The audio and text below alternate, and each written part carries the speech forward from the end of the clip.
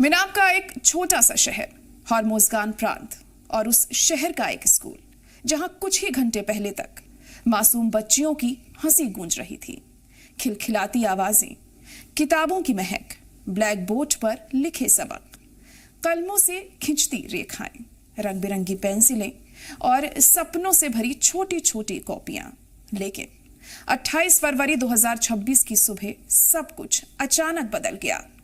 यही वो दिन था जब यूनाइटेड स्टेट्स और इजराइल ने ईरान के खिलाफ एक बड़े पैमाने पर संयुक्त हमला शुरू किया, और इसी हमले में ईरान के सर्वोच्च नेता अयातुल्ला अली खामेनेई की मौत हो गई, जो देश के शासन का सबसे बड़ा प्रतीक थे।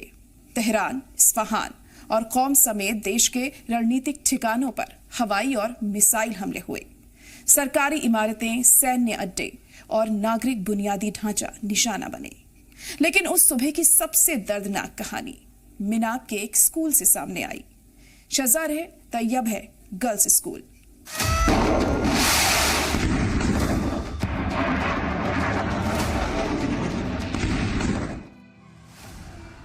मिनाब शहर हॉर्मुज़गान प्रांत ईरान में 28 फरवरी 2026 को हुए हमले में कम से कम 160 बच्चियां शहीद और स्कूल स्टाफ समेत लगभग 200 लोग मारे गए।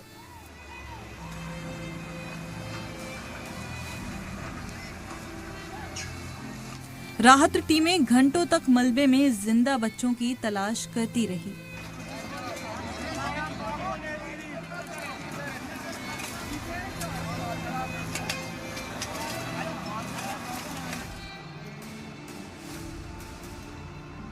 अस्पतालों के बाहर गम और बेबसी का मंजर था। सोशल मीडिया पर वही सवाल गूंज रहा था, क्या जंग में मासूमों की जिंदगी की कोई कीमत नहीं?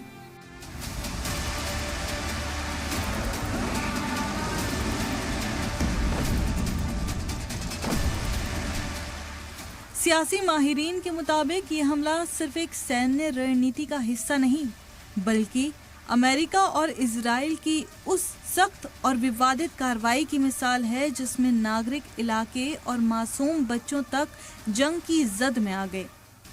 इस त्रासदी की सबसे बड़ी कीमत आम ईरानी नागरिकों ने चुकाई, लेकिन इसके बावजूद बहुत से लोग अपने शहर और सरजमीन छोड़ने को तैयार नहीं, क्योंकि कई ईरानियों के लिए ये सिर्फ जंग नहीं बल्कि वतन, पहचान और इज्जत का सवाल बन चुका है। और यही जज्बा उन्हें इस मुश्किल वक्त में भी डटकर खड़े रहने की ताकत दे रहा है। ये जंग अचानक शुरू नहीं हुई। पिछले 3 दशकों में यूनाइटेड स्टेट्स, इजराइल और ईरान के बीच कई गोपनीय अभियानों, परोक्ष हमलों और फौजी टकराव ने इस संघर्ष की बुनियाद तैयार की थी। 1980 और 1990 के दशक में भी इजराइल की खुफिया कार्रवाइयों और जवाबी हमले कई बार हालात भड़काते रहे। उन टकरावों में भी नागरिक इलाके प्रभावित हुए, लेकिन इस बार हमले की तीव्रता और दायरा काफी ज्यादा बड़ा है। और सबसे चिंताजनक ये है कि इस बार जंग की लपटें सीधे सिविलियन इलाकों तक पहुंच गई हैं, जहां सिर्फ फौजी ठिकाने नहीं बल्कि स्कूल, घर और मासूम जिंदगियां भी इस जंग की चपेट में आ गई हैं।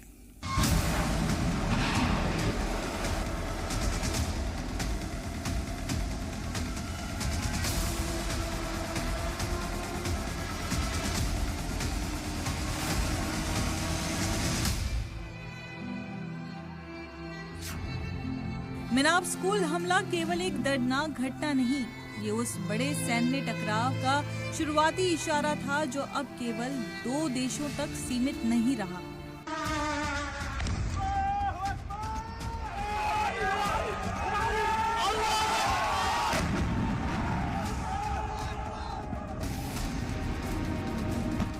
अट्ठाईस फरवरी 2026 के बाद अमेरिका और इजराइल ने ईरान के कई शहरों और अहम ठिकानों पर हवाई हमले तेज कर दिए।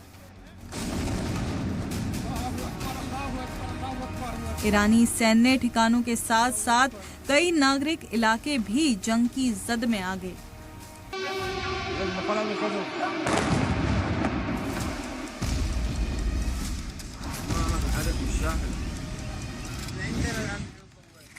ईरान ने भी जवाबी कार्रवाई शुरू कर दी।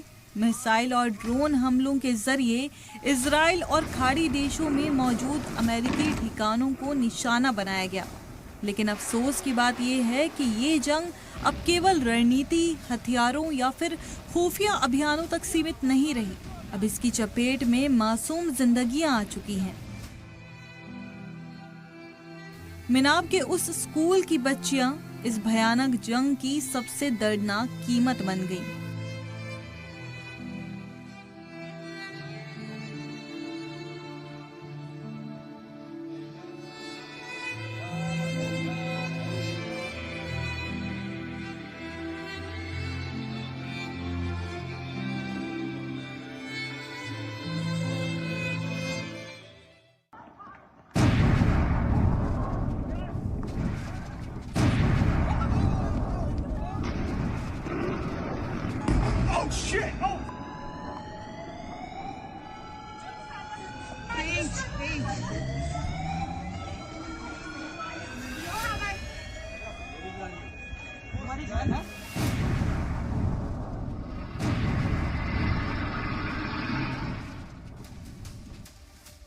मिडिल ईस्ट सियासत, फौजी रणनीति और ताकत का वो इलाका जहां संतुलन हमेशा नाजुक रहा है, लेकिन अब ये संतुलन बुरी तरह टूटता हुआ दिखाई दे रहा है। अमेरिका और इजराइल ने ईरान के खिलाफ बड़े पैमाने पर सैन्य अभियान शुरू कर रखा है। हवाई हमले और मिसाइल कार्रवाई लगातार तेज हो रही है।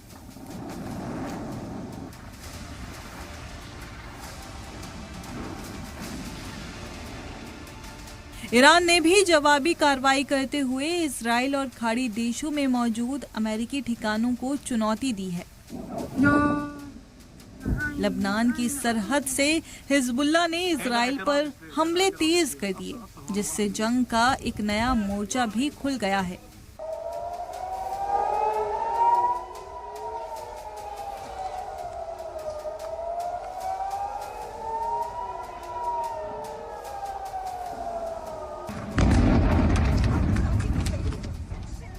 सीरिया और इराक में हाई अलर्ट जारी है। मिसाइल चेतावनियां अब केवल फौज के लिए नहीं बल्कि आम नागरिकों के लिए भी सीधा खतरा बन चुकी है। माहिरीन का कहना है कि अगर ये जंग इसी तरह फैलती रही तो इसका असर सिर्फ फौजी टकराव तक सीमित नहीं रहेगा, बल्कि वैश्विक अर्थव्यवस्था, ऊर्जा सुरक्षा और सबसे बढ़कर आम इंसानी जिंदगी पर भी गहरा और दूरगामी असर डाल सकता है।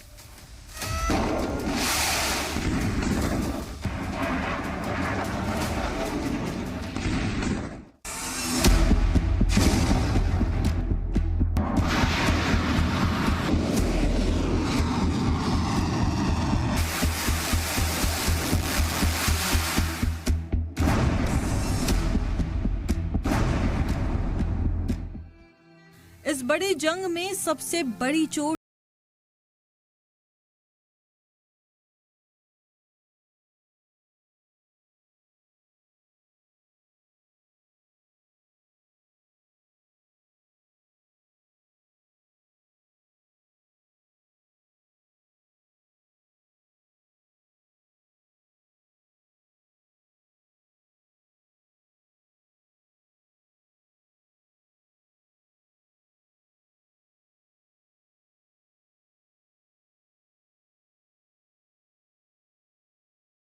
का सबसे गहरा असर अक्सर मोर्चों पर नहीं बल्कि मासूम जिंदगियों पर पड़ता है।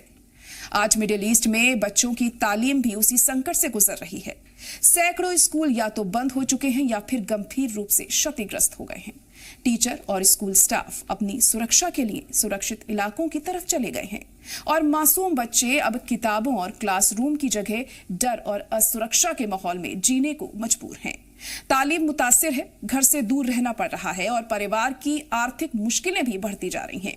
ये तमाम हालात सीधे तौर पर इस पूरी पीढ़ी के भविष्य को प्रभावित कर रहे हैं।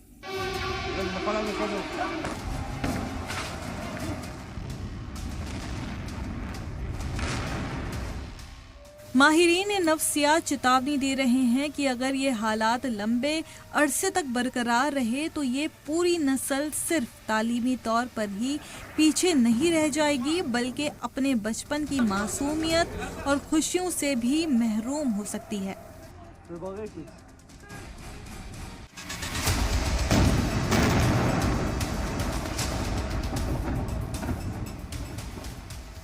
अंतर्राष्ट्रीय तालीमी इदारे और स्थानीय एनजीओ राहत के काम में जुटे हुए हैं।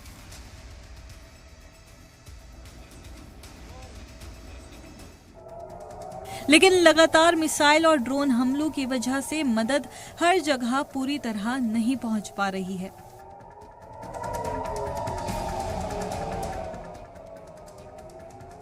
माता पिता अपने बच्चों की तालीम और हिफाजत दोनों के लिए जद्दोजहद कर रहे हैं। कुछ खानदान तो बच्चों की सुरक्षा के लिए पूरा मोहल्ला या गांव छोड़ने पर मजबूर हो गए हैं, लेकिन इसके बावजूद कई लोग अपने देश, अपने शहर और अपनी सरजमीन छोड़ने को तैयार नहीं हैं। ये जज्बा उनके वतन से मोहब्बत और हिम्मत की एक मजबूत मिसाल बनकर सामने आ रहा है।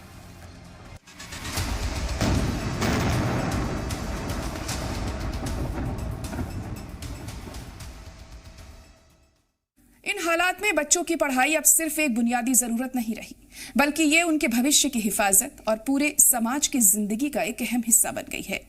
हर क्षतिग्रस्त स्कूल, हर टूटा हुआ क्लासरूम ये साफ दिखाता है कि जंग की लपटें सीधे आने वाली नस्लों तक पहुंच रही हैं। और सबसे दर्दनाक मंजर तो ये है कि वो मासूम लड़कियां जो सुबह सिर्फ अपने सपनों के साथ स्कूल आई थीं, आज उनकी हंसी, उनकी किताबें और उनके छोटे छोटे ख्वाब भी मलबे के नीचे दब चुके हैं।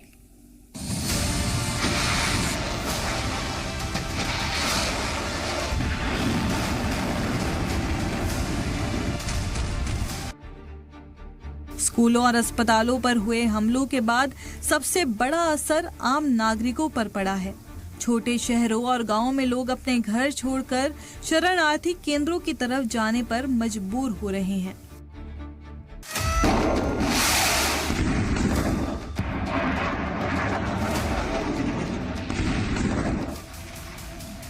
कई परिवारों ने अपनी आंखों के सामने आग, मलबा और तबाही के वो मंजर देखे जिन्हें भूलना शायद कभी मुमकिन नहीं होगा।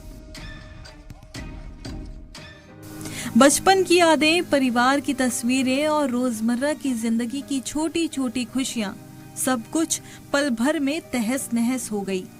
राहत टीमें, स्थानीय इंतजामिया और खुद सेवी तंजीमें लगातार मदद के काम में जुटी हुई हैं, लेकिन मिसाइल और ड्रोन हमलों की लगातार धमकियों ने राहत कार्यों में कई रुकावटें पैदा कर दी हैं।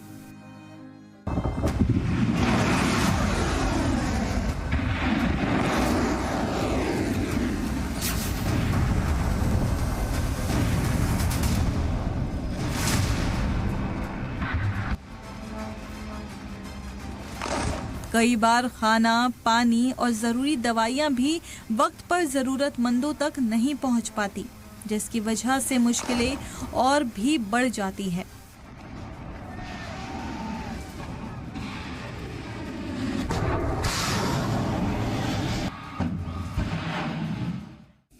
महिलाओं और बच्चों के हालात लगातार चिंताजनक बने हुए हैं। अस्थायी राहत केंद्रों में भीड़ बढ़ती जा रही है, जबकि संसाधन कम पड़ते जा रहे हैं। स्कूल और कॉलेज बंद हैं, बच्चों की तालीम बुरी तरह मुतासिर हो चुकी है। अस्पतालों पर दबाव लगातार बढ़ रहा है और स्थानीय कारोबार भी पूरी तरह से प्रभावित हुआ है। सियासी और सामाजिक माहिरीन चेतावनी दे रहे हैं कि अगर जंग की ये लहरें ऐसे ही फैलती रहीं तो इसका असर सिर्फ सामाजिक और आर्थिक ढांचे तक सीमित नहीं रहेगा, बल्कि समाज के सांस्कृतिक और जज्बाती जीवन पर भी गहरे जख्म दे सकता है। आज हालात ये हैं कि मासूम यादों की जगह डर, उदासी और अनिश्चितता ने ले ली है और पूरा समाज धीरे धीरे एक ऐसी पीढ़ी का गवाह बनता जा रहा है जो अपने ही वतन में खौफ के साए में पल रही है।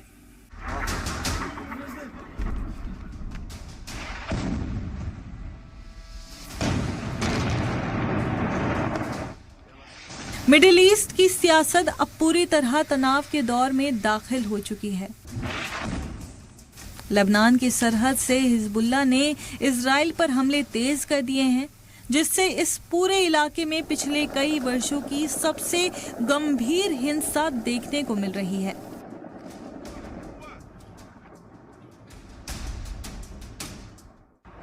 सीरिया और इराक में हाई अलर्ट जारी है। मिसाइल चेतावनियां अब केवल फौज के लिए नहीं बल्कि आम नागरिकों के लिए भी प्रत्यक्ष खतरा बन चुकी हैं। या अली, या अली।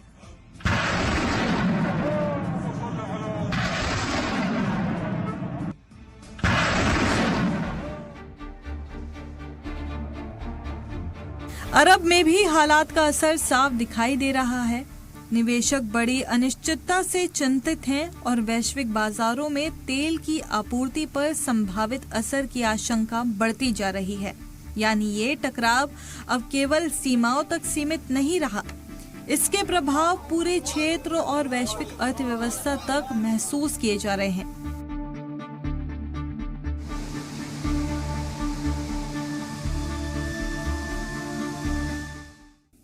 अगर ये जंग ऐसे ही जारी रही तो इसका असर सिर्फ मैदानी जंग तक सीमित नहीं रहेगा, बल्कि फौजी, माशी और सामाजिक स्थिरता तीनों पर गहरा असर पड़ेगा।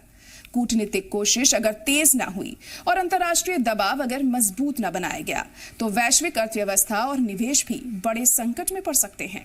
कुछ सियासी तज्जियाकार ये भी चेतावनी दे रहे हैं कि अमेरिका और इजराइल की मौजूदा रणनीति मिडिल ईस्ट की नाजुक सियासी संतुलन को इतना कमजोर कर चुकी है कि अब छोटे छोटे टकराव भी किसी बड़े और खतरनाक जंग में तब्दील हो सकते हैं।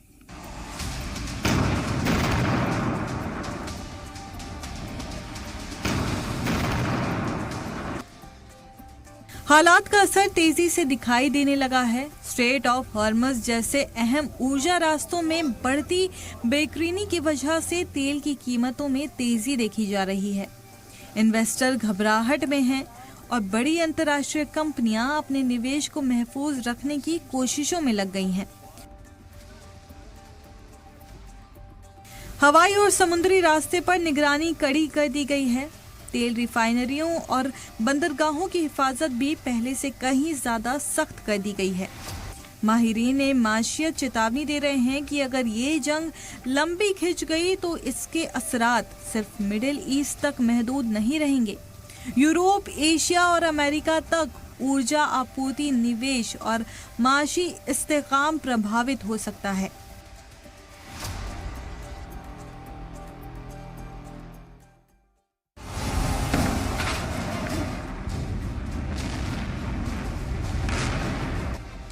मीडिया रिपोर्ट्स के मुताबिक ईरान में अब तक कम से कम 1200 से ज्यादा लोग शहीद हो चुके हैं, जबकि करीब 3000 लोग घायल बताए जा रहे हैं।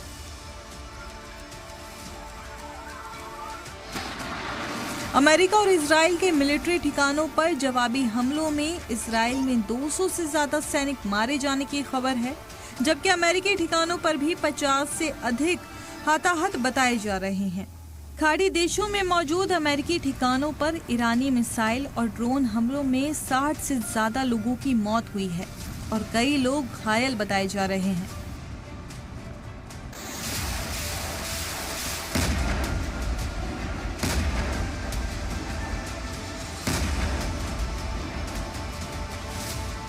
लेबनान में हिजबुल्लाह और इजराइल के बीच जारी संघर्ष में अब तक करीब 120 नागरिक और सैनिक मारे जा चुके हैं, जबकि 200 से ज्यादा लोग घायल हैं।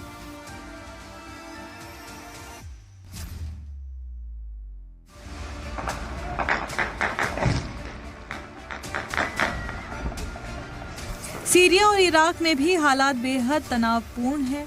मिसाइल चेतावनियां और ड्रोन हमलों के बीच लगभग 80 लोगों की मौत की खबर है और दर्जनों लोग घायल बताए जा रहे हैं।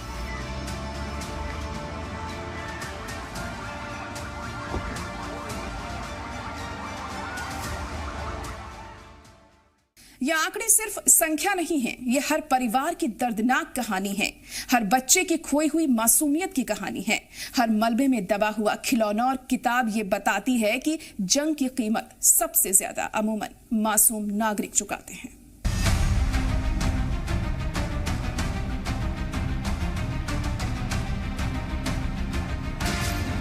और इन तमाम आंकड़ों के बीच सबसे दर्दनाक मंजर मिनाब के उस स्कूल का है जहां मासूम बच्चियों की हंसी अब सिर्फ यादों में रह गई हैं।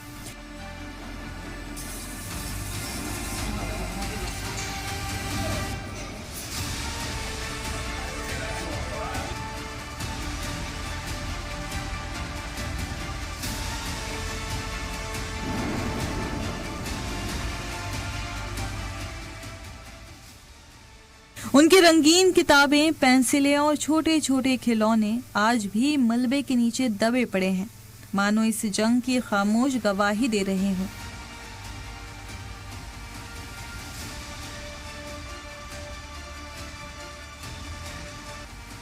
माहिरीन का कहना है कि अमेरिका और इजराइल की ये रणनीति सिर्फ एक फौजी कार्रवाई नहीं रही, बल्कि इंसानियत के ज़मीर को झकझोर देने वाली एक गहरी मानव त्रासदी बन चुकी है।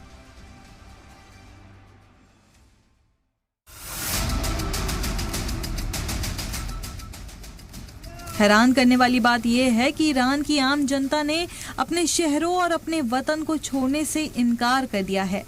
लोग अपने घरों में, अपने मोहल्ले में पूरे हौसले और मजबूती के साथ डटे हुए दिखाई दे रहे हैं। हर मुश्किल हालात के बावजूद वतन से मोहब्बत और हिम्मत की एक मिसाल सामने आ रही है। यह मंजर वतन परस्ती, साहस और आत्मविश्वास की एक जिंदा तस्वीर बन गया है। बच्चे हों, बूढ़े हों या फिर जवान, हर कोई एकजुट होकर अपने मुल्क के साथ खड़ा दिखाई दे रहा है। और यही एकता हर मुश्किल वक्त में एक कौम की सबसे बड़ी ताकत बन जाती है।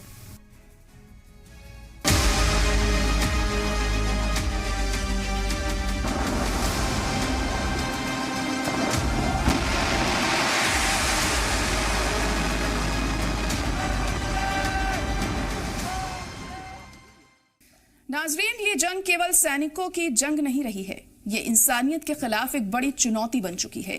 अमेरिका, इजराइल और ईरान के इस सीधे सैन्य टकराव में सैकड़ों लोग शहीद हुए, हजारों लोग अपने परिवार से अलग हो चुके हैं। मासूम बच्चियों की हंसी, उनके सपने अब सिर्फ यादों में रह गए हैं।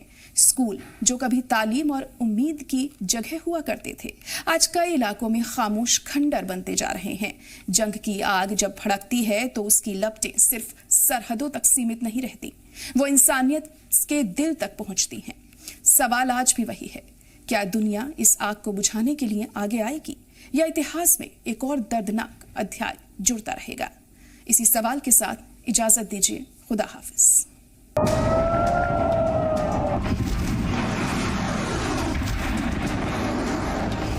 We're ensuring that the Iranian regime cannot continue to arm, fund, and direct terrorist armies outside of their borders. If no action was taken now, no action could be taken in the future.